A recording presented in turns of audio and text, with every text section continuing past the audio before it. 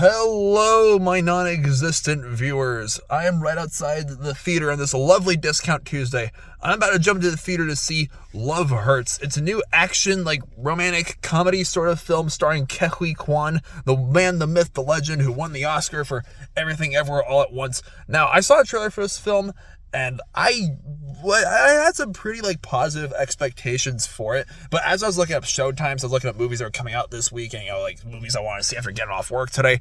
I never read movie reviews from Rotten Tomatoes or IMDb before going to see movies, or I almost never do at least. But I have seen that there's an 18% score on Rotten Tomatoes for this film, and I'm just like, oh no! Oh geez!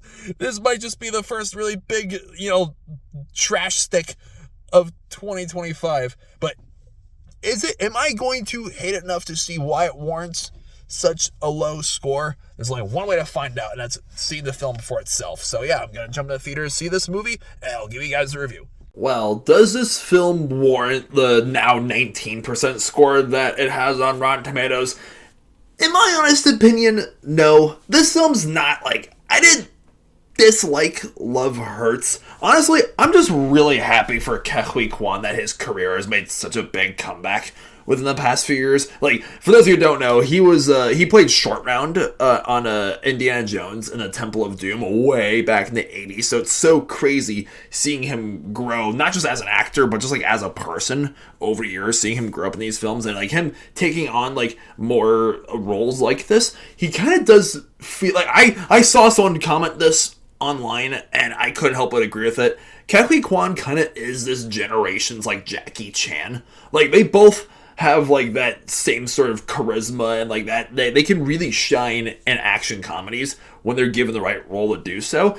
And I will say that Ke Huy Quan and Ariana DeBose, and even, I hope I'm pronouncing her last name right, and even Sean Astin is in this movie. He plays Sam Gamgee in the Lord of the Rings films, my favorite films of all time, and also voices Raphael in the 2012 Teenage Mutant Ninja Turtles show. He wears a cowboy hat the entire movie, and I was just the whole time I was in the theater, I was thinking, oh my gosh, Samwise, he has a cowboy hat. Is that his new Precious?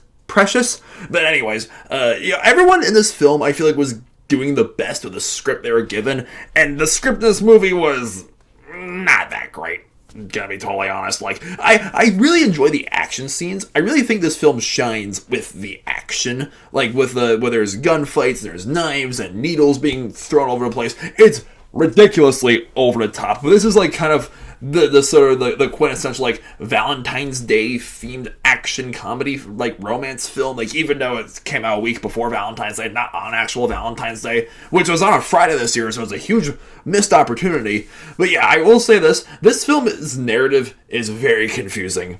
And the dialogue is very stiff at a few scenes. And there's the film's premise Ke Huy Quan plays this real estate guy, and he's beloved by his employees, he's a great boss and his face is everywhere, but he used to be an assassin and now his past is coming to him, his crime boss brother is sending all these henchmen to come and get rid of him. And Ariana DeBose's character, and it's just I feel this film let me scratch my head. There's so many characters that get introduced randomly throughout the movie, and it's oh, I knew this guy from that time, or I met Ariana DeBose's character, we were in love once, and I was just was this supposed to be a sequel? Was there a film that came before this that I missed? And I feel it tries to be a lot of different things. There's action, there's comedy, there's romance.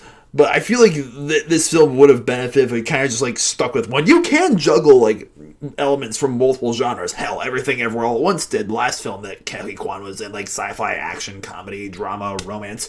But that kind of goes to show for every there's so many films that try to be multiple things at once, and most films have elements of other genres mixed in. If you have a sci-fi film, for example, with lots of action scenes, space battles or dinosaur fights or whatever else, there's still gonna be some humor mixed into it. It's not all gritty and serious, and there's gonna be some just how a lot of comedies will have a scene where things get pretty dramatic and things get kind of serious. That's key storytelling right there. But I feel Love Hurts is just like, oh, and we gotta sneak in this one forced kiss scene at the end to keep in with our romance theme, or we have to, like, shoehorn these jokes and, like, make this character try to say something funny at a scene where it's like, it doesn't make any sense because we're not going to see that character on screen for another 10 minutes.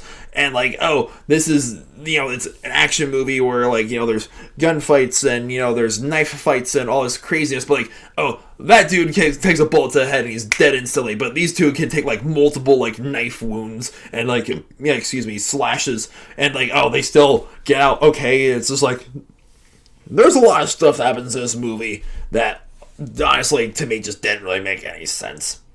Like, and again, if you decide to see Love Hurts, don't expect too much from the narrative. Like, enjoy it for the performances and the action scenes, because if you're looking for anything else, you're not really going to find it. I'd say overall, like, Love Hurts, again, in my opinion, it's not as bad as the critics are making it out to be.